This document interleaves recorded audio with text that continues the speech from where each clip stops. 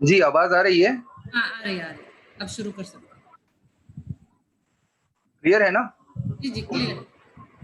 बहुत इंटरेस्टिंग चल रहा है आपका। जी। तो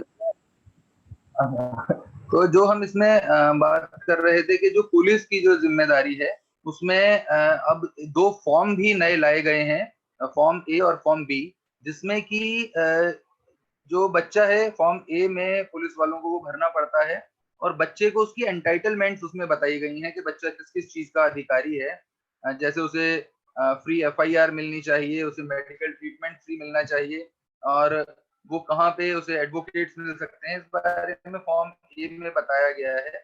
और साथ ही एक फॉर्म बी इसमें एक पॉक्सो में दिया है नया, जिसमें एक प्रिलिमिनरी असेसमेंट रिपोर्ट तैयार करनी पड़ती है पुलिस को, जो कि वो चाइल्ड वेलफेयर कमेटी को देती है। चाइल्ड वेलफेयर कमेटी उस रिपोर्ट के आधार पर अगर बच्चे को कुछ अंतरिम कंपनसेशन दिलवाना है तो वो उसे रिकमेंड कर सकते हैं। इसके साथ ही जो स्पेशल कोर्ट्स हैं, जो बच्चों के जिसे हम पॉक्सो कोर्ट्स भी कहते हैं, वहां पर भी 24 घंटे के अंदर पुलिस को बताना चाहिए कि इस प्रकार की घटना कोई उनके एरिया में हुई है। इसमें साथ ही जो एक अब आजकल कोशिश की जा रही है पेंडेमिक की वजह से भी, कि जो बच्चे की स्टेटमेंट है वो अगर ऑडियो विजुअल के माध्यम से ही हो सके, बच्चे को बार बार ना आना पड़े, तो ये कोशिश की जानी चाहिए कि उसकी जो स्टेटमेंट है वो ऑडियो और विजुअल इसी माध्यम से ज्यादा कोशिश की जाए कि ली जाए। इसमें जो अगला हम देखते हैं कि बच्चे को क्या मेडिकल फैसिलिटीज का इसमें प्रोविजन है। तो इसमें चाहे एफआईआर हुई है या नहीं हुई है, बच्चे को प्रॉपर फ्री मेडिकल फैसिलिटीज दी जानी चाहिए। साथ ही अगर बच्चा स्पेशली चैलेंज है, स्पेशल चाइल्ड है, तो उसमें कोशिश की जानी चाहिए कि जो डिसेबिलिटीज एक्ट है, जो पर्सन विद डिसेबिलिटीज एक्ट है, वो भी उसमें अप्लाई किया जाए। और अगर बच्चा इस घटना की वजह से, उस असॉल्ट की वजह से प्रेग्नेंट है, तो उसे एमटीपी और जेजे एक्ट के बारे में भी उसके क्या प्रोविजन है, उसे क्या उसमें सुविधाएं मिल सकती हैं, क्या उसके अधिकार हैं, वो भी बताने चाहिए। साथ ही इसमें ये भी देखना चाहिए कि कहीं बच्चे के साथ कुछ उसे ड्रग्स या कुछ इस प्रकार की कोई अल्कोहल या ड्रग्स कुछ इस प्रकार से एडमिनिस्टर तो नहीं किया गया, ताकि उसे एक डी एडिक्शन प्रोग्राम से भी जोड़ा जा सके। इसमें जो मेडिकल केयर के वक्त जो बच्चे का एग्जामिनेशन है वो उसके पेरेंट्स और गार्जियन की सहमति से उनकी उपस्थिति में ही होना चाहिए। और अगर द चाइल्ड इज गर्ल, तो उसका जो एग्जामिनेशन है वो लेडी डॉक्टर के द्वारा होना चाहिए। अब कई बार ये भी दिक्कत आती है कि लेडी डॉक्टर उस वक्त प्रेजेंट नहीं है, तो ऐसी स्थिति में जो वहाँ के अधिकारी हैं, सीएमओ हैं या उन्हें ये देखना चाहिए कि उस वक्त कोई ना कोई महिला उपस्थित रहे जब बच्ची का इस प्रकार से एग्जामिनेशन किया जा रहा है।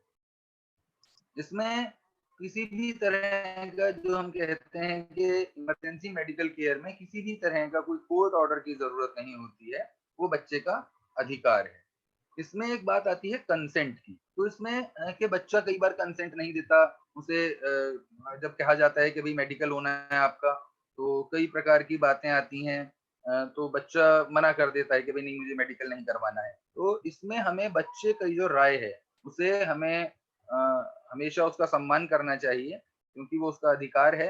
तो उसमें अगर बच्चा मना करता है तो जबरदस्ती उसका मेडिकल नहीं करवाया जा सकता। इसमें मेडिकल की भी 2 स्थितियां हैं। मान लीजिए कि उसका मेडिकल होना है जो कि हम एज एन एविडेंस कोर्ट में प्रस्तुत करना चाहते हैं और वो हम करवाना चाह रहे हैं पर बच्चा मना कर रहा है, तो उसके लिए हमें बच्चे की सहमति लेनी जरूरी है। इसमें भी 2 श्रेणियां आ जाती हैं कि अगर बच्चा 12 साल से कम उम्र का है तो उसके गार्जियन की सहमति ली जा सकती है, और अगर बच्चा 12 साल से बड़ा है तो उसकी सहमति लेना अनिवार्य है। इसमें जो हम एक केयर और प्रोटेक्शन की जो हम बात करते हैं, जिसमें चाइल्ड वेलफेयर कमेटीज का जो रोल आता है, तो उसमें उनका है कि जो उन्हें एक 3 दिन के अंदर एक डिटेल असेसमेंट रिपोर्ट बच्चे की बनानी चाहिए, जो भी उनके सामने प्रस्तुत होता है बच्चा। तो इसमें जो हम बात कर रहे थे कि जो पुलिस ने फॉर्म बी भरना है, वो उनकी प्रिलिमिनरी असेसमेंट रिपोर्ट है और उसी को एक आधार बना करके वो डिटेल असेसमेंट रिपोर्ट तैयार करनी चाहिए। देखना चाहिए कि बच्चे को कुछ कंपनसेशन की जरूरत है, तुरंत ही उसे कुछ सहायता चाहिए, तो हम क्या प्रोवाइड कर सकते हैं। इसके साथ ही अगर बच्चे के विषय में कोई निर्णय लिया जा रहा है, उसके विषय में आप निर्णय ले रहे हैं, तो बच्चे की सहमति, बच्चे को समझा कर के ये आपके लिए लिया जा रहा है। बच्चे की ओपिनियन को प्रेफ़रेंस देनी चाहिए। साथ ही उसकी काउंसलिंग प्रॉपर करते हुए, उसे समझाते हुए कि उसके क्या फ़ायदे हैं, क्या फ़ायदे नहीं हैं। तो उन सबको बात करते हुए बच्चे की प्रॉपर काउंसलिंग के साथ उसकी ओपिनियन को लिया जाना चाहिए, ताकि बच्चे को लगे कि जो निर्णय लिया जा रहा है, वो उसके हित में है और वो उसे ओन करता है कि हाँ, ये इस निर्णय में मैं सम्मिलित भी था। इसमें एक जो और नया प्रोविज़न जो आया है, वो है एक सपोर्ट पर्सन का। चाइल्ड वेलफेयर कमेटी जो है, वो बच्चे के साथ एक सपोर्ट पर्सन नियुक्त कर सकती है, अगर उसके गार्जियन, अगर उन्हें लगता है कि भई उसे ज़रूरत है। उस सपोर्ट पर्सन का रोल ये है कि वो बच्चे को उसके सारे जो लीगल जो राइट्स हैं, या बच्चे को वो हेल्प करते हैं कोर्ट प्रोसीडिंग्स के बारे में बताने में, फैमिली को हेल्प करते हैं कि उन्हें सारी कोर्ट प्रोसीडिंग्स की जानकारी रहे। साथ ही वो बच्चे की हेल्प करते हैं कंपनसेशन दिलवाने में, मान लीजिए बच्चे का अकाउंट खुला है, तो ये सपोर्ट पर्सन की ज़िम्मेदारी है कि वो उस फैमिली, उस बच्चे को ज़्यादा से ज़्यादा सपोर्ट प्रोवाइड करे, जो भी वो नीड।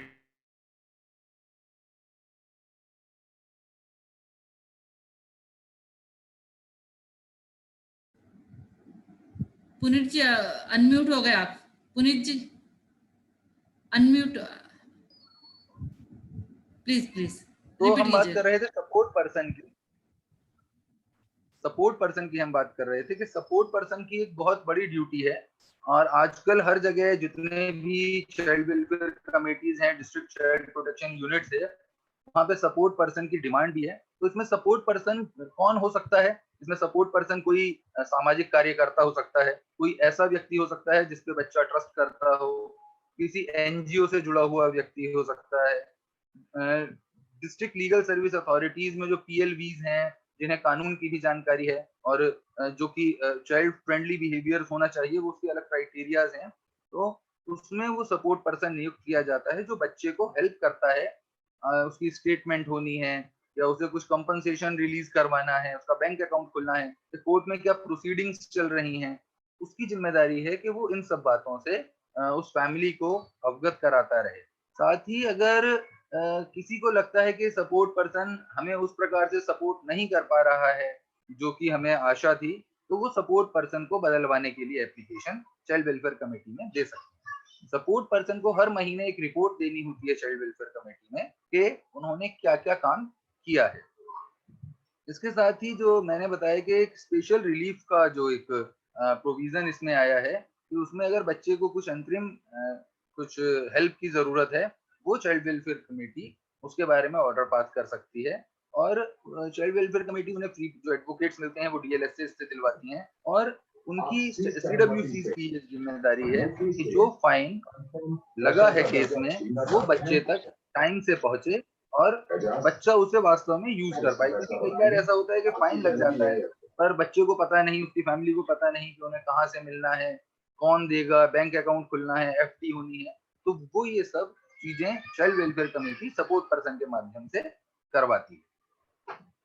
इसमें जो बेनिफिट्स हैं, बच्चे को क्या-क्या इसमें बेनिफिट्स दिए गए हैं, क्या वो है, तो इसमें कंपनसेशन जो है, वो अंतरिम कंपनसेशन, और जो फाइनल है डिसाइड वो कोर्ट के द्वारा ही तय होता है, और वो 30 दिन के अंदर बच्चे को प्रोवाइड हो जाना चाहिए, ऑर्डर के 30 दिन के अंदर। साथ ही इसमें जो फाइन है जो उसके ऊपर लग रहा है एक्यूज़ के ऊपर, वो बच्चे को मिलेगा। कोर्ट इसका जो भी क्वांटम होगा कोर्ट डिसाइड करती है। साथ ही जो स्पेशल रिलीफ है, वो चाइल्ड वेलफेयर कमेटी के द्वारा तय किया जाएगा। अब एक बात आती है कि स्पेशल रिलीफ देगा कौन? तो इसके लिए स्टेट में फंड्स होते हैं। एक जुवेनाइल जस्टिस फंड करके रहता है हर स्टेट के पास। उसमें से चाइल्ड वेलफेयर कमेटी रिक्वेस्ट कर सकती है। डिस्ट्रिक्ट लीगल सर्विस अथॉरिटीज के पास कंपनसेशन के लिए पैसा रहता है, उसे रिक्वेस्ट किया जा सकता है। तो इसमें जो है 1 हफ्ते के अंदर जब भी आप डिसीजन ले रहे हैं, उसके 1 हफ्ते के अंदर बच्चे को वो रिलीफ प्रोवाइड हो जाना चाहिए। इसके साथ ही जो हम एक फाइनल देखते हैं कि इसमें जो एक्ट है, उसमें जो प्रोसीजर्स हैं ट्रायल के दौरान, पूरे एक्ट में ही ये है कि चाइल्ड फ्रेंडली प्रोसीजर्स ही अपनाने हैं। उसके लिए जैसे कि स्पेशल कोर्ट्स बन का ऑर्डर है कि हर जिले में, हर डिस्ट्रिक्ट में स्पेशल कोर्ट होगी जो कि सिर्फ पॉक्सो केसेस का ट्रायल देखेगी। ये कानून में है, पर अभी इंफ्रास्ट्रक्चर उतना नहीं है या फैसिलिटीज उतनी नहीं है अभी। तो पर ये लॉ कहता है कि हर एक डिस्ट्रिक्ट में एक स्पेशल कोर्ट होगी जो सिर्फ पॉक्सो के केसेस देखेगी, ताकि उनका ट्रायल एक निर्धारित समय के अंदर हो सके। साथ ही जो एग्जामिनेशन है वो बच्चे का स्पेशल कोर्ट के थ्रू ही होगा, और बच्चे को एक ये नहीं कि आप लगातार उसे कई घंटों तक उससे क्वेश्चन आंसर चल रहा है, या है भी तो आपको उसे बीच में ब्रेक्स देने चाहिए और थोड़े समय बाद उसे एक ब्रेक देना चाहिए। तो कोशिश की जानी चाहिए कि बच्चा एक ईज में रहे, उसे एक वैसे ना महसूस हो कि भाई उसने कंप्लेंट करके कोई गलती कर दी। इसमें अभी हम एक केस में थे, पंजाब का एक केस था, उसमें 2 बच्चियाँ थीं जो उसमें उनका फादर ही एक्यूज़ था। तो बच्चियों की कंप्लेंट पे केस दर्ज हुआ, तो उसमें जो एक्यूज़ साइड के जो एडवोकेट थे, वो बच्चों के साथ जिस तरह से क्वेश्चन आंसर्स कर रहे थे, तो उसमें मैं सपोर्ट पर्सन था एट दैट टाइम। तो हमने कोर्ट से रिक्वेस्ट की कि आप इस तरह से कैसे अलाउ कर सकते हैं कि बच्चों से वो इस तरह के क्वेश्चंस पूछ रहे हैं। डेरोगेटरी रिमार्क्स हो रहे हैं, कोर्ट के सामने हो रहे हैं, और एक्यूज भी सामने बैठा हुआ है। तो कोर्ट ने उस पे कॉग्निजेंस ली। उन्होंने वकील साहब को भी समझाया कि आप इस तरह से बात नहीं कर सकते, आपको अपने शब्दों का सही चयन करना चाहिए। साथ ही एक्यूज को भी आप यहाँ पे लाए हुए हैं, उसे बाहर भेजिए।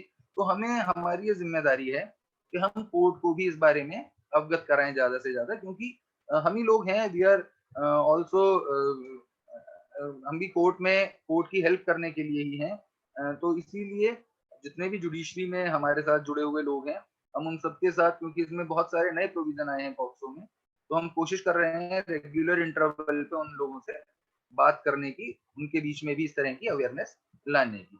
साथ ही इसमें एक सपोर्ट पर्सन के साथ अगर कोई पेरेंट्स या गार्जियन को भी बच्चे के साथ रहना चाहिए, ताकि बच्चा कंफर्ट जोन में रहे। इसमें कोशिश की जानी चाहिए कि जल्दी से जल्दी केस को, जैसे इसमें 1 साल की अवधि है वैसे, पर कोर्ट को कोशिश करनी चाहिए कि बच्चे का पार्ट जो भी है, अगर उसकी जो स्टेटमेंट्स होनी है, वो जल्दी से करवा के बच्चे को कम से कम उसमें से निकाले, ताकि बच्चा रेगुलर उसमें ना आए, और जब भी बच्चे की अगर ज़रूरत नहीं है, तो अननेसेसरी कोर्ट में ना आता रहे। एग्रेसिव क्वेश्चनिंग आप नहीं कर सकते हैं बच्चे के साथ, बच्चे की डिग्निटी मेंटेन करके चलनी पड़ती है, और जो आइडेंटिटी ऑफ चाइल्ड है वो कोर्ट को भी प्रोटेक्ट रखनी है। कोर्ट को भी अपने ऑर्डर्स में बच्चे का नाम नहीं देना चाहिए, उसके बारे में उसकी आइडेंटिटी डिस्क्लोज नहीं करनी चाहिए।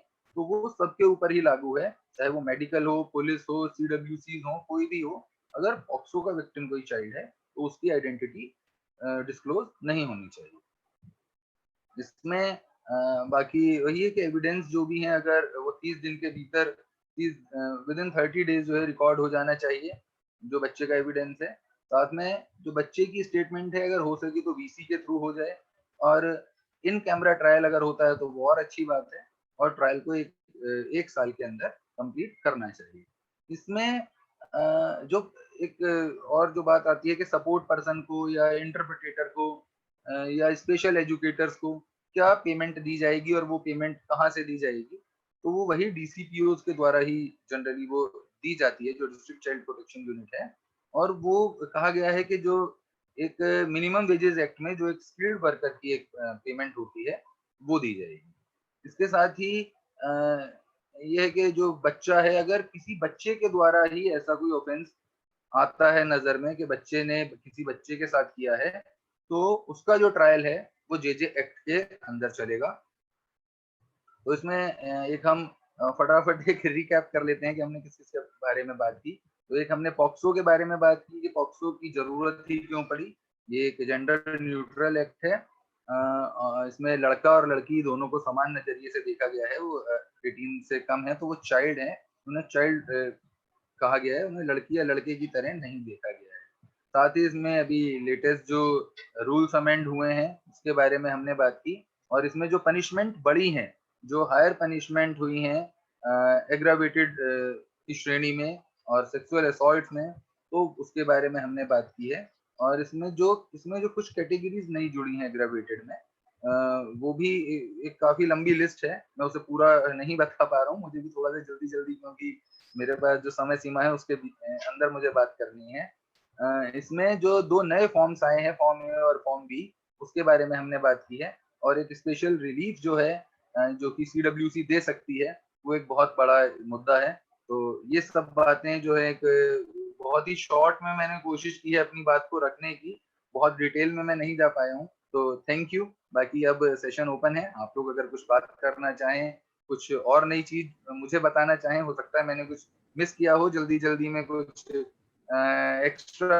आप सभी लोग प्रबुद्ध लोग हैं, सब ज्ञानी लोग हैं, तो प्लीज़ मेरे भी इसमें थोड़ा-सा मुझे एनकरेज कीजिए क्योंकि हम कोशिश कर रहे हैं कि ज़्यादा से ज़्यादा लोगों में ये अवेयरनेस हम पहुँचा पाएँ। Thank you all. This session is open for question answer. अगर किसी को सवाल पूछना है तो काइंडली प्लीज आप अपना चैट में लिखिए या फिर माइक भी ऑन कर सकते हैं। पुनीत जी, मेरा एक ये था कि कैपिटल पनिशमेंट का कोई केस हुआ अभी, मतलब जो अमेंडमेंट के बाद, उस बारे में थोड़ा प्रकाश डालिए ना उस पर। नहीं, अभी कैपिटल पनिशमेंट में क्या है कि कुछ केसेस में ट्रायल में हुआ है, पर वो क्योंकि अपील में चले जाते हैं, तो वो अभी वैसा हमारे सामने इस तरह से नहीं आया कि पॉक्सो के केस में किसी को कैपिटल पनिशमेंट दे दी गई हो। मेरी जानकारी में भी ऐसा अभी कोई केस नहीं। लेकिन कैपिटल पनिशमेंट का कोई क्या असर होगा, मतलब समाज मन पर, इससे कुछ देखिए फर्क पड़ेगा? इसके क्योंकि इसके रेप तो एक मतलब I will give an example, क्योंकि अभी तक रेप में तो कैपिटल पनिशमेंट सिर्फ गैंग रेप के लिए हुई, लेकिन इसके लिए हुई नहीं थी। तो ये चीज के लिए अगर हुई है तो बहुत सीरियसली लिया गया इस ऑफेंस को सरकार ने। देखिए इस ऑफेंस को मैं सही बताऊं तो हमारे एक साथ के कुछ लोग रहे जब ये रूल्स ड्राफ्ट हो रहे थे, कैपिटल पनिशमेंट पे जी भी जी। काफी चर्चा हुई। तो उसमें एक के ये हमारी डिमांड भी रही थी। मैं एक भारत यात्रा में मैं सम्मिलित रहा था श्री कैलाश सत्यार्थी जी के साथ, तो उसमें हमारी डिमांड थी कि जो जो जो इस तरह के रेपिस्ट होते हैं, जो बच्चों के साथ इस प्रकार का व्यवहार करते हैं, उन्हें कैपिटल पनिशमेंट मिलनी चाहिए। और आप इसमें देखेंगे कि इसमें भी कैटेगरीज हैं। इन जनरल कैपिटल पनिशमेंट को नहीं लिया गया है। कैपिटल पनिशमेंट वही रेयरेस्ट टू रेयर जो एक माना जाता है, और उसमें भी अगर जी एग्रेवेटेड फॉर्म में है और उसमें 12 साल से कम उम्र की बच्चियों के साथ इस प्रकार से कोई कर रहा है, तो एक समाज में भी एक उदाहरण देने के लिए, क्योंकि बहुत देखिए इन जनरल पब्लिक बहुत आउटरेज होता है। अभी आपने देखा होगा कि कई हाल फिलहाल में ही कई घटनाएं हुई हैं जिनके खिलाफ एक बहुत आक्रोश है। पर एक जी कैपिटल पनिशमेंट से हमारा उद्देश्य तो यही है कि एक डर ही लोगों को अगर शायद रोक पाए, तो इस वजह से ही शायद कुछ कमी आए। बाकी जिनका इस तरह से माइंडसेट है, ये घटनाएं कई बार आकस्मिक भी हो जाती हैं। कई ये इस तरह के जैसे जनरली कहा जाता है कि कोई बहुत ज्यादा प्लान्ड नहीं होती है, तो इसके ऊपर भी एक सर्वे होना चाहिए। मैं भी प्रपोज करूंगा कि इसमें, पर हमने इसे सपोर्ट किया, मैं पर्सनली इसके सपोर्ट में हूँ कि अगर कोई बच्चों के साथ, कम उम्र के बच्चों के साथ इस प्रकार का कोई कार्य करता है, तो उसे तो मेरा ये पर्सनल व्यू है। हो सकता है कि कई लोग मुझसे सहमत नहीं होंगे, बहुत ही डिबेटेबल इशू है, जी क्योंकि जी। कैपिटल पनिशमेंट में कई लोगों ने हमारा साथ नहीं दिया, पर ज्यादातर ने दिया। तो हम ये बात रखने में कामयाब हुए और इसे एक्ट में भी लाया गया। बहुत धन्यवाद। कैपिटल पनिशमेंट से मेरा कहने का तात्पर्य था कि ये ऑफेंस कितना सीरियस है, क्योंकि कैपिटल पनिशमेंट रेप के लिए भी अभी तक नहीं हुआ है, गैंग रेप के लिए हुआ है जहां पर मर्डर हो जाता है, लेकिन इसमें कितनी मतलब बड़ी चीज हुई है। एक विजय गायकवाड़ जी का प्रश्न है, मैं लूंगी। मैडम, एफआईआर रजिस्टर होने के बाद विक्टिम को सीडब्ल्यूसी के सामने प्रोड्यूस करने के लिए कुछ टाइम लिमिट है क्या? क्योंकि कभी कभी विक्टिम की मेडिकल पूरी होने के लिए 4-5 दिन लग जाते हैं। देखिए medical is not not a very necessary document. Child CWC के सामने इसीलिए पेश किया जाता है। और मैं आपको और दूसरी बात बताऊं कि बहुत जरूरी नहीं है कि हर बच्चे को सीडब्ल्यूसी में पेश किया जाए। चाइल्ड वेलफेयर कमेटीज की ये जिम्मेदारी, अगर वो बच्चा अगर मान लीजिए किसी पड़ोसी ने किया है, चाइल्ड वेलफेयर कमेटी को इन्फॉर्म करना जरूरी है और उनकी इंफॉर्मेशन में रहना चाहिए कि उनके जिले में बच्चों के साथ क्या हुआ है, ताकि वो उसे फर्दर फॉलो कर सके। तो अगर बच्चे का मेडिकल 3 दिन में आ रहा है, 4 दिन में आ रहा है, वो अलग बात है, उसकी रिपोर्ट्स ही तो आएंगी ना। मेडिकल होना जरूरी है। बच्चे को जो एक तुरंत उसे मेडिकल सहायता चाहिए वो होनी जरूरी है। उसके बाद उसे इन्फॉर्म करना, और अगर जरूरत हो, अगर बच्चे को मान लीजिए कोई फैमिली में ही किसी ने इस प्रकार का कार्य किया है, तो बच्चा वापस फैमिली में तो नहीं रह सकता है। बच्चे को वो सेफ एटमॉस्फेयर नहीं मिलता है। बहुत बार देखा जाता है कि बच्चे के ऊपर फैमिली में ही इतना प्रेशर हो जाता है कि वो एक बार उसने कोई कंप्लेंट भी की या किसी और घर वाले ने भी कंप्लेंट की, पर उन लोगों के ऊपर इतना प्रेशर होता है कि वो केस को वापस लें। इसका मैं एक आगे अभी एग्जांपल दूँगा, मैं पहले क्वेश्चन ले लूँ, क्योंकि इसमें जी प्लीज़ आपको मेरी बात समझ में आई है, मैं इसे और एक्सप्लेन करूँ?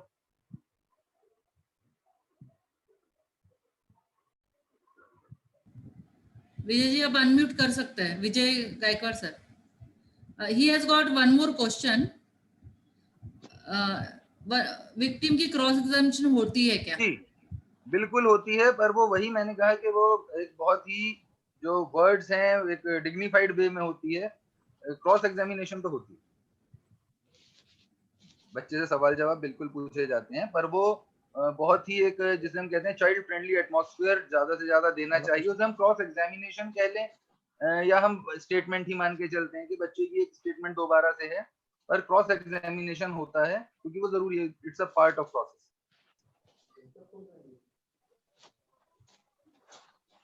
Any more questions, please? Okay, we'll wind up now. मैं बहुत धन्यवाद बोलना चाहती हूँ पुनीत शर्मा जी, और सबसे इम्पोर्टेंट चीज मैं आपको बोलना चाहती हूँ कि आपने पूरी किताब हमारे सामने रख दी। वो बहुत इम्पोर्टेंट था कि पोक्सो का इतना नॉलेज, मतलब एक 40-50 मिनट में बहुत मुश्किल है, but you covered in a very good. एक आपको लिए ये भी आया, राव सर ने बहुत अच्छे से बोला है कि इरूडाइट मतलब एक्सप्लेनेशन दिया है, प्रेजेंटेशन दिया बहुत अच्छे से, और आप एक संत में जैसे किताब सामने रखी धड़ाधड़ बोलते गए, पूरा पोक्सो मतलब ना बोलते हमारे दिमाग में बैठ गया है। And this was very good subject. I wanted it to be मतलब open for the public and even for, क्योंकि कुछ लोगों को सेक्सुअल ऑफेंस का मतलब सिर्फ रेप नहीं होता है, छोटे बच्चों पर भी बहुत सारे, मतलब जो आपने पोर्नोग्राफी कवर करा, आपने मतलब कि उनको बच्चों को ट्रांसपोर्टेशन में ले जाते हैं कहीं पर, दूसरा कहीं पर उनका वीडियोज होता है, वो सब, तो इतनी सारी चीजें आपने की कि मतलब बहुत जरूरी था। एंड बहुत धन्यवाद आपके लिए। और फिर कभी अगर जरूरत पड़ी तो हम आपको फिर याद करेंगे, तो आप प्लीज आइएगा। धन्यवाद। Thank you so much. Thank you everybody for thank you all. Attending the meeting. Thank thank you you, for thank you all. Listening me so patiently. जी जी, thank you. Thank you, thank you. Good night everybody.